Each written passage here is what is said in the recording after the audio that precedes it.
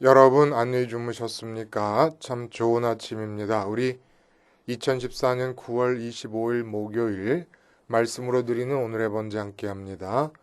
계시록 9장 13절에서 21절까지 말씀으로 같이 하겠습니다. 우리는 19절까지만 같이 읽겠습니다. 시작. 여섯째 천사가 나팔을 불매 내가 들으니 하나님 앞 금제단 네 뿔에서 한 음성이 나서 나팔 가진 여섯째 천사에게 말하기를 큰 강 유브라데에 결박한 네 천사를 놓아주라 하매 네 천사가 놓였으니 그들은 그 년 월 일 시에 이르러 사람 3분의 1을 죽이기로 준비된 자들이더라. 마병대의 수는 2만 만이니 내가 그들의 수를 들었노라. 이 같은 환상 가운데 그 말들과 그 위에 탄 자들을 보니 불빛과 자줏빛과 유황빛 호심경이 있고 또 말들의 머리는 사자머리 같고 그 입에서는 불과 연기와 유황이 나오더라. 이 세 재앙 곧 자기들의 입에서 나오는 불과 연기와 유황으로 말미암아 사람 3분의 1이 죽임을 당하니라. 이 말들의 힘은 입과 꼬리에 있으니 꼬리는 뱀 같고 또 꼬리에 머리가 있어 이것으로 해하더라. 오늘 우리가 함께 읽은 말씀 중심으로 말의 입과 꼬리에 의한 악랄한 죽임이라는 제목의 하나님 말씀 증거합니다. 말의 입과 꼬리에 의한 악랄한 죽임. 내용을 이제 여러분 다 읽어 보셔서 아시겠습니다. 근데 중요한 것은 우리가 지금 여섯째 나팔에 대해서 함께 읽지 않았습니까? 근데 이 6번의 나팔이 불 때마다 일어나는 모든 재앙과 사건들은 그 전체가 통일된 틀에 담겨져 있다는 이야기를 우리가 했습니다. 그걸 잊지 말아야 된다는, 그게 뭐죠? 들어야 된다는 거예요. 나팔이라는 것은 듣게 하기 위해서 불려지는 겁니다. 그러니까 하늘에 반시 동안 고요가 있고 마지막 7인을 뗐을 때 그 고요함 가운데 7 나팔을 든 천사가 등장하지 않았습니까? 그것이 뜻하는 바는 들어라. 들어라라는 얘기. 소리가 제대로 들리기 위한 무대가 침묵과 고요 아닙니까? 내가 막 말을 하고 있는 동안에는 다른 사람이 하는 말을 들을 수가 없잖아요. 그래서 들어야 되는데 듣지를 않는다는 겁니다. 지금까지 본 것들은 어쨌든 이 틀에서 오늘도 메시지가 주어지고 있는 거예요. 메시지를 담고 있는 사건이 일어나는데 결과적으로 어떻게 되느냐 하면 9장 20절 우리가 읽지 않은 부분에 보면은 사람들이 그동안 해왔던 행태를 바꾸기 위한 회개의 포인트가 주어지지 않고 그대로 계속 진행이 된다는 얘기입니다. 자, 이러한 기본 틀 안에서 주어지고 있는 6번째 나팔과 연관된 재앙은 도대체 어떤 재앙이냐? 우리가 읽은 마지막 부분에 이 말들의 힘은 입과 꼬리에 있으니 꼬리는 뱀 같고 또 꼬리에 머리가 있어 이것으로 해하더라. 결국 사람의 3분의 1이 죽는다고 표현되고 있지 않습니까? 근데 그 사람을 죽이는 것들이 마병대, 유브라데 강에 억압되어 있던 마병대들이 풀려나면서 죽이는데 그 말 한 마리 한 마리의 모습이 어떻게 생겼느냐 하면은 얘기한 대로 그 말 위에 탄 자들을 보니까 불빛과 자줏빛과 유황빛 호신경이 있고 말들의 머리는 사자머리 같고 입에서는 불과 연기와 유황이 나오는 겁니다. 이걸로 사람을 죽이고 또 이걸로 사람을 죽인 걸로 끝나면 되잖아요. 표현에 있어서. 근데 그걸로 사람을 죽이고 나서 또 꼬리에 머리가 있어. 뱀같이 생긴 꼬리가 있는데 그 꼬리에 머리가 있어서 이것으로 또 해친다는 거예요. 입으로 죽인 사람은 어떻게 또 해칩니까? 그러니까 이 사람을 죽인다는 죽임이 육체가 죽는 것이 아니다라는 생각이 드는 거예요. 입으로 분명히 불과 연기와 유황으로 죽였습니다. 입에서 나오는 불과 연기와 유황으로. 그런데 또 꼬리, 뱀 같은 꼬리가 있는데 그 말이 그 뱀 같은 꼬리에 머리가 달려 있는데 그 머리가 또 해한다는 거예요. 그래서 이 죽음을 우리는 흔히 뭐 이렇게들 생각합니다. 유브라데강이라 그러니까 중동 땅에 2만만이면 만 곱하기 만이면 억이니까 2억 아닙니까? 2억 명의 군대가 집결해서 전쟁을 일으키면서 그 전쟁이 일어날 당시에 인류 인구의 3분의 1이 죽어나가는 일이 역사 속에서 일어날 것이다. 이렇게 이해를 하는데 그렇게 문자대로 일어날 수 없다고 누가 말하겠습니까? 그런데 오늘 죽인다는 죽임의 성격을 가만히 보면 전쟁이 일어나가지고 그렇게 죽게 될 것을 얘기하는 게 아닌 것 같다는 얘기죠. 사람들의 육체가 전쟁에서 죽임을 당하는 그런 죽임이 아니라는 거예요. 그리고 우리가 한 가지 염두에 둘 것은 역사 속에서 재림 직전에 일어날 일에 관한 것은 역사 속에서 무슨 일이 일어날 것이냐. 히스토리 책에 기록될 사건으로서 어떤 일이 일어날 것이냐라는 것은 마태복음 24장에 예수님께서 민족과 민족 난리가 있겠고 민족과 민족이 대적하겠고 기근이 있고 지진이 있고 이렇게 말씀하신 것 이외에 더 알 필요가 사실 있을까요, 여러분? 주님께서 말씀하신 것 이외에 주님이 그 정도로 얘기하셨으면 그 정도로 알면 되는 거 아니겠습니까? 이 역사위에서 역사책에 기록될 사건에 대한 차원은 그 정도로 알면 되는 거예요. 우리는 지금 하늘을 보며 사는 사람들입니다. 시간의 앞에 있는 시간의 미래에서 무슨 일이 일어날까를 염두에 두는 게 아니고 요한계시록이 쓰여질 당시로 생각하면 2000년이 지났는데도 2000년 동안 이 전쟁이 일어나지 않았어요. 아직. 그러면은 이 여섯째 나팔과 연관되어 있는 이 말씀은 2000년 동안 요한계시록이 쓰여진 것부터 지금까지 2000년 동안 살다 죽은 사람들에게는 아무 의미가 없는 귀절입니까?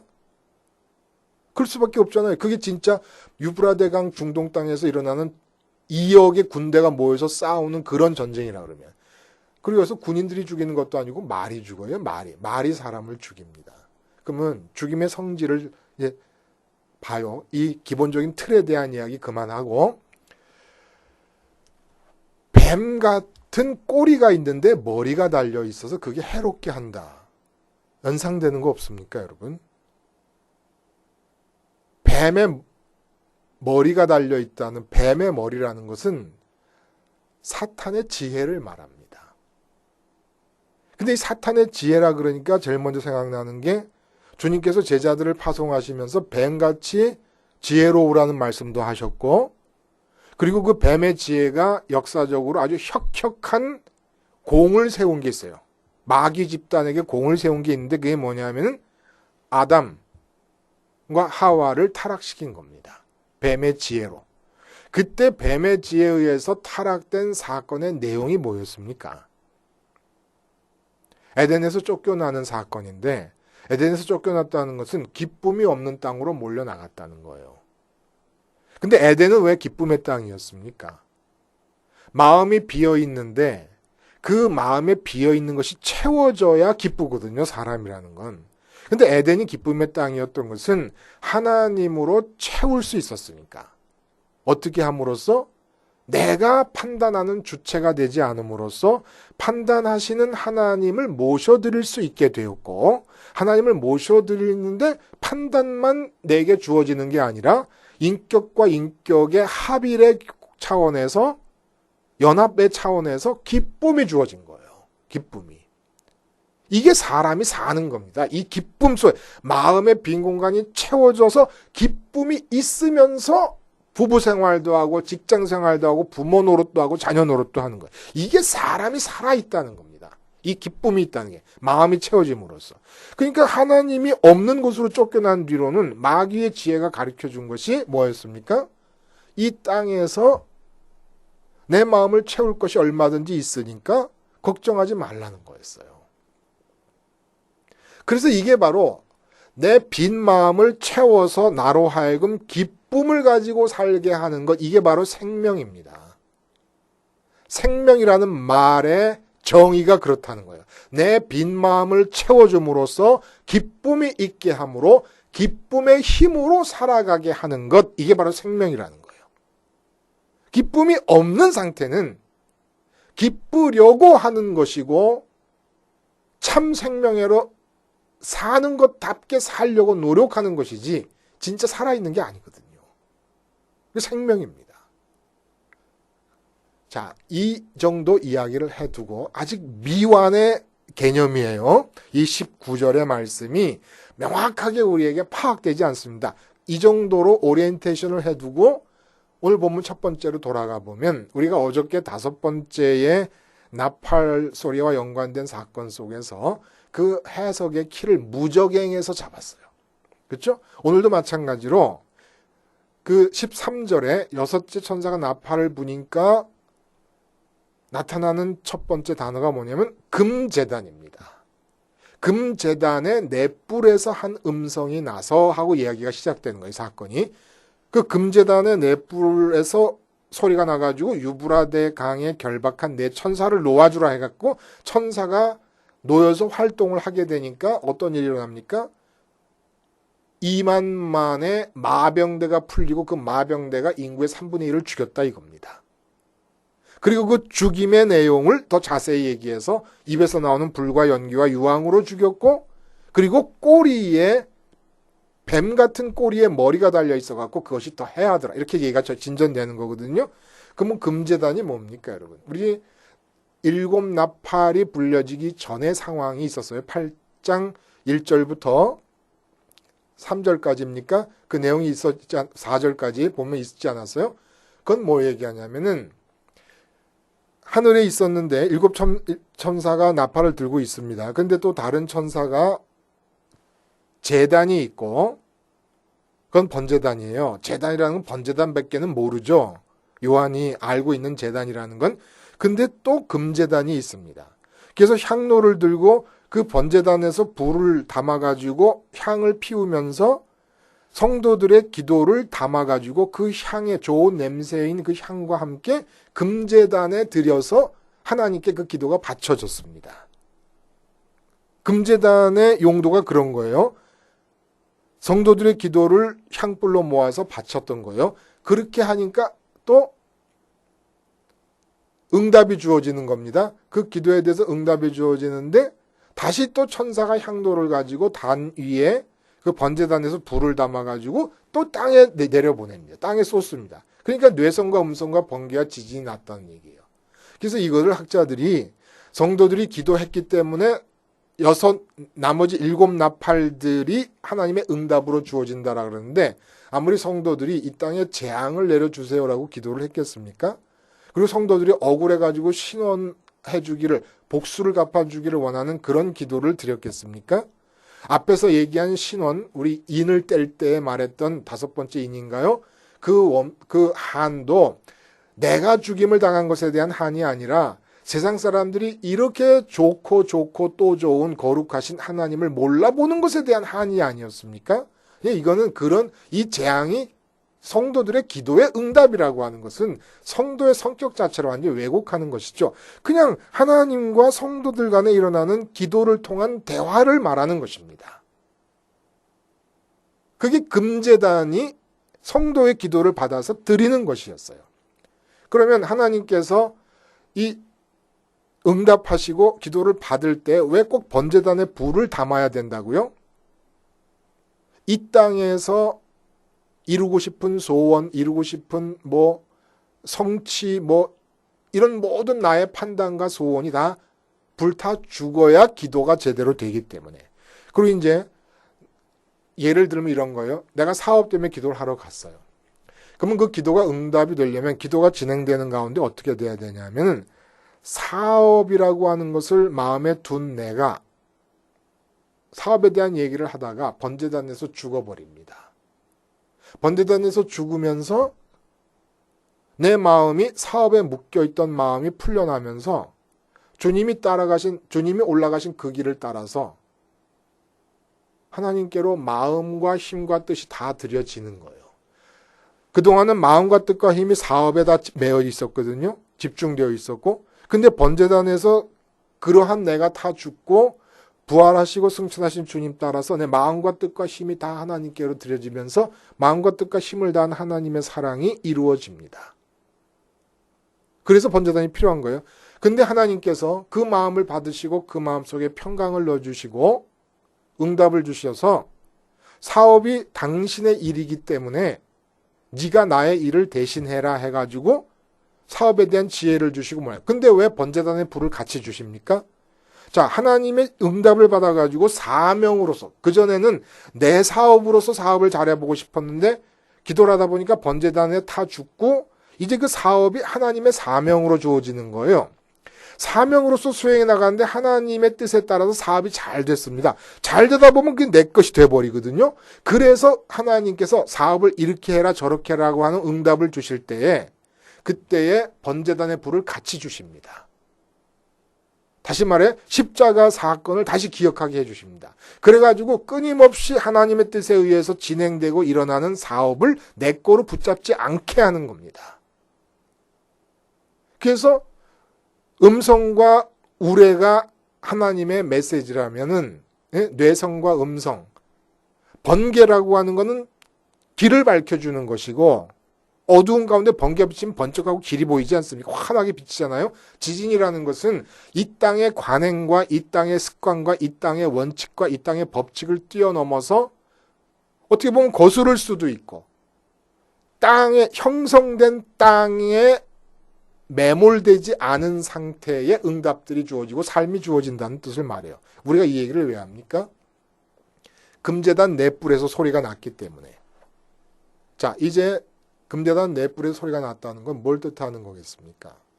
하나님이 70억 인류 전체를 창조하셔서 이 땅에 내보내셨습니다.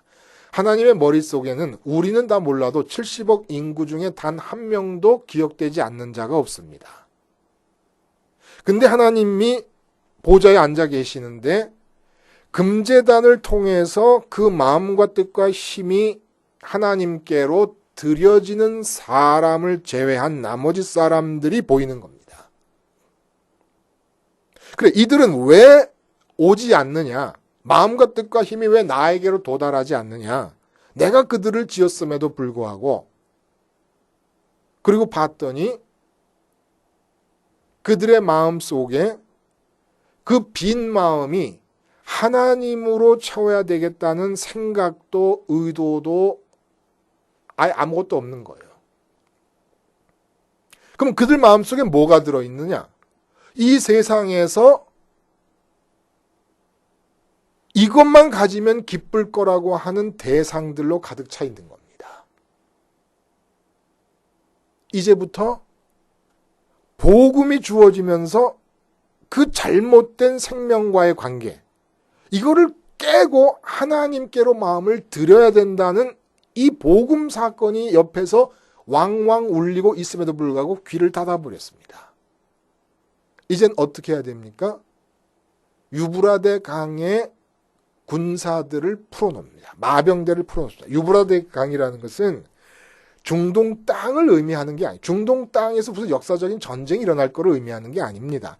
이 사도 요한의 마음속에서 뭔가가 지금 성령님에 의해서 보여지고 있는데 그 보여지는 것을 사도 요한이 알고 있는 언어로 표현을 하는데 유브라데 강가에 억압되어 있고 제어되어 있는 마병대로 2억의 마병대로 연상이 되는 겁니다. 그럼 유브라데 강이라는 건 뭘 뜻하는 거예요?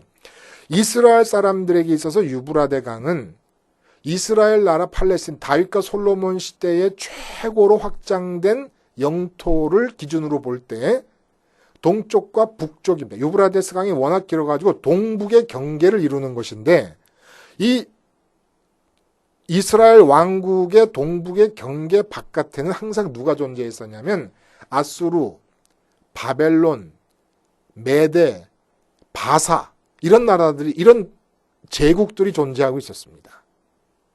그럼 이 제국의 의미가 뭡니까? 북왕국 이스라엘이 아수르에 망했어요. 남왕국 유다가 바벨론에 망했어요. 그리고 그 바벨론에 망한 포로들이 계속 메데와 바사에 묶여 있었습니다. 이 바벨론이라고 하는 나라가 어떤 나라인가를 하박국 3장에 보면 하박국 선지자가 그들이 이제 남왕국 유다를 침공할 것을 마음속에 보면서 뼈와 창자가 떨렸다 그럽니다. 그렇게 표현하잖아요. 하박국 3장에 보면은 뼈와 창, 그렇게 무서운 것. 그러니까 이제는 완전한 멸절이 이루어질 것이다라고 하는 두려움의 대상. 그 두려움을 가능하게 하는 존재들이 바로 유브라데 강을 중심으로 형성돼서 흥망성쇠를 되풀이하고 있었던 제국들이었다는 겁니다. 그러니까 이제 나는 완전히 망해버렸구나. 뼈와 살이 다 떨릴 정도의 두려운 공격이 시작되면서 멸절되겠구나라는 두려움을 보고 있는 겁니다. 그렇게 큰 두려움이 이제 임할 거라는 거예요. 어떤 사람들 금제단의 기도를 통해서 마음이 하나님께 드려지지 않고 있는 사람들에 대해서 이러한 두려운 일들이 이제 벌어지게 된다 이런 얘기입니다. 그러면 이렇게 두려운 일이 벌어지는데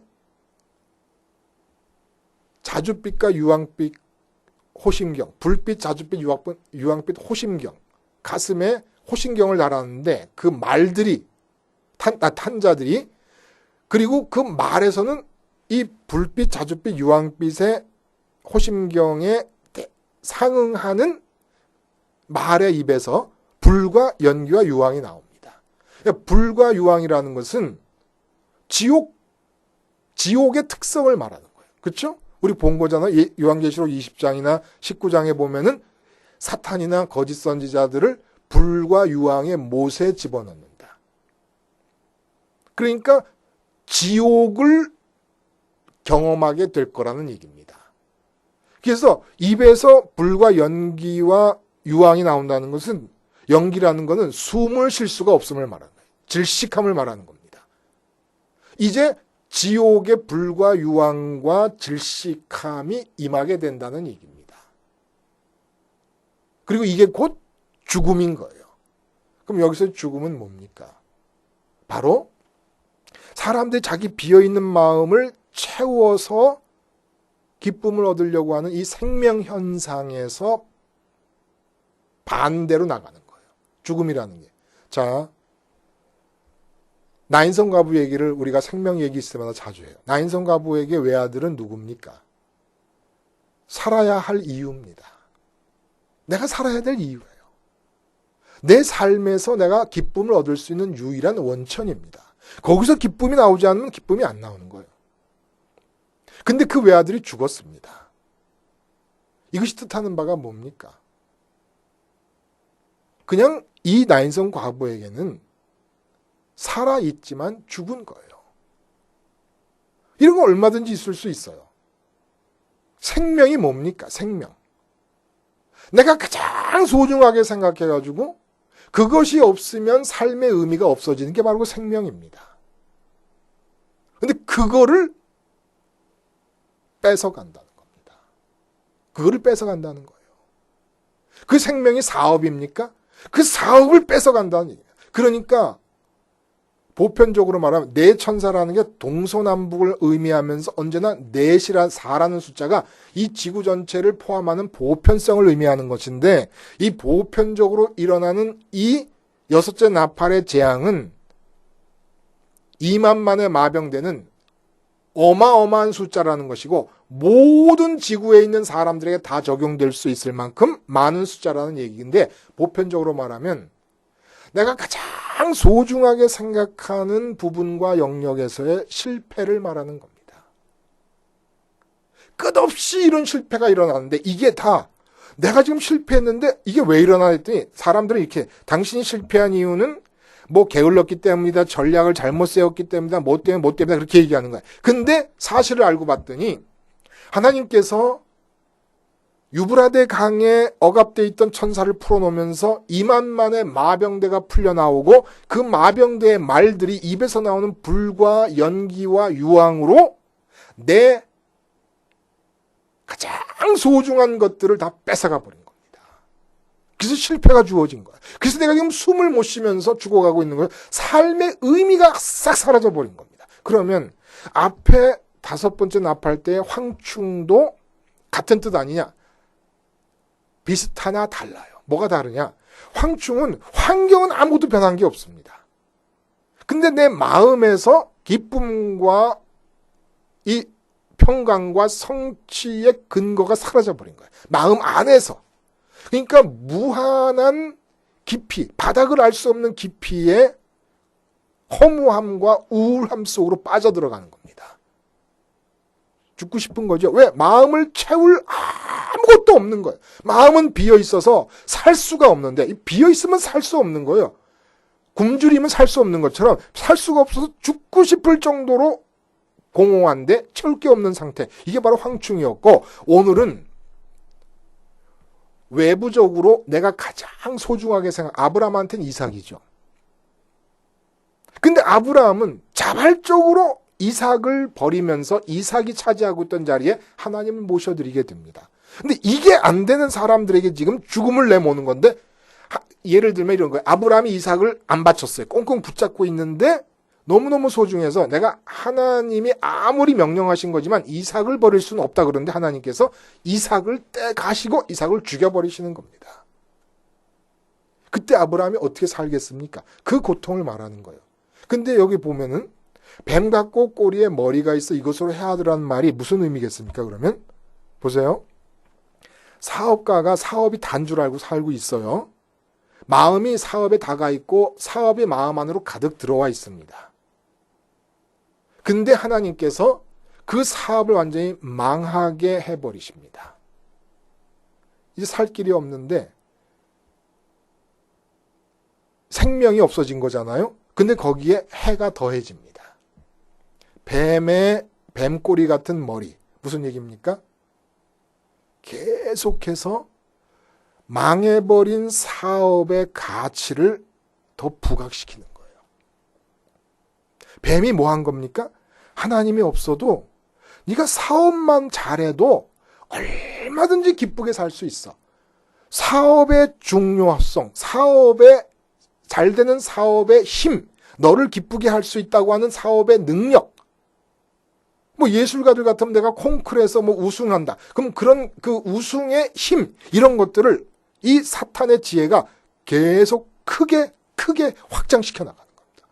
그러면 내가 잃어버리거나 잃어버릴 위기에 처해서 두렵거나 잃어버린 것이 사탄의 지혜에 의해서 내 마음이 설득되면서 그게 소중하게 보이면 보일수록 괴로움이 더 커지고 더욱더 살아갈 수 있는 힘은 없어지는 거예요.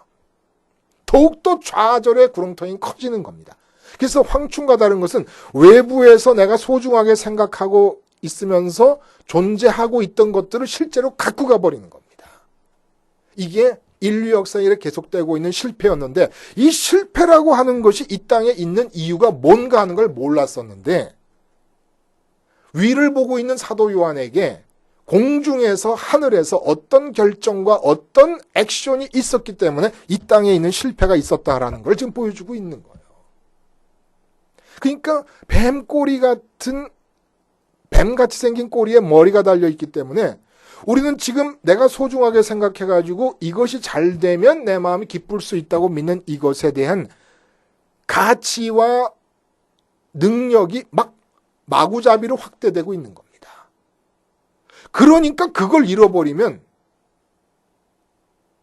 죽는 거예요. 그냥 그 죽음의 농도가 더 짙어지는, 몸은 살아있지만 점점 더 죽어버립니다.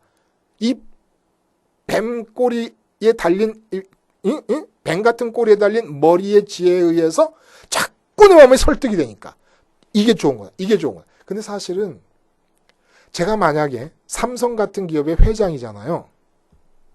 그 삼성 같은 기업을 다 잃어버렸어요. 그래도 여러분 아세요? 아무것도 잃어버린 게 없는 겁니다. 아무것도 잃어버린 게 없는 거예요. 근데 돈 몇백만 원 때문에 싸우다 사람까지 죽이지 않습니까? 이게 마귀가 그 싸우는 순간에는 막 돈 몇백만 원이 어마어마하게 큰 것으로 보이게끔 하는, 이게 바로 뱀 같은 꼴에 달린 머리의 힘입니다. 그래서 그걸 잃어버리면 자존심이고 내 삶의 의미고 모든 게 다 잃어버리는 것 같아가지고 그 순간에 완전히 미쳐버려갖고 그 사람을 죽여버립니다. 나도 죽는 거예요. 나도 죽는 겁니다. 삼성 같은 기업을 내가 잃어버려도 내가 잃을 게 하나도 없어요. 원래 하나님 아버지로 채워지게 되었게 만들어진 사람이기 때문에 이 세상에서 잃을 게 아무것도 없는 거예요. 왜냐하면 이 세상에서 가질 게 아무것도 없도록 만들어졌기 때문에. 이 세상에서 가질 수 없도록 만들어졌는데 이 세상에서 잃을 게 뭐가 있습니까? 근데 사탄이 하는 것은 이 뱀 같은 꼴에 달린 머리의 지혜를 가지고 계속 이 세상의 것이 커 보이게 만들고 있습니다. 그러니까 커 보이는 것들이 내게서 상실되어지고 강압적으로 떼어져 나가고 그것이 죽거나 멸절될 때 나는 마음이 지옥으로 들어가는 거예요. 대심판이 있기 전에 이미 지옥 불과 유황과 연기가 등장을 하는 겁니다. 그래서 나는 몸은 살아있지만 내 마음이 완전히 지옥불을 경험하게 되는 이런 재앙이 주어지는데도 사람들이 회개하지 않아요. 그래서 3분의 1이라고 얘기하는 겁니다. 이런 죽음이 도처에 숫자적인 3분의 1이 아니라 모든 인류가 사는 모든 곳에 다 이런 실패가 주어지고 가장 생명처럼 여겼던 것들이 다 상실되는 이런 실패가 주어지고 이런 죽음이 주어지는데 생명적 의미에서의 죽음이 주어지고 있는데 돌이키지 않고 계속 이제까지의 삶을 사람들이 지속해 실패하면은 그 다음에 또 일어나요. 7.8기처럼 나쁜 말이 없는 거예요.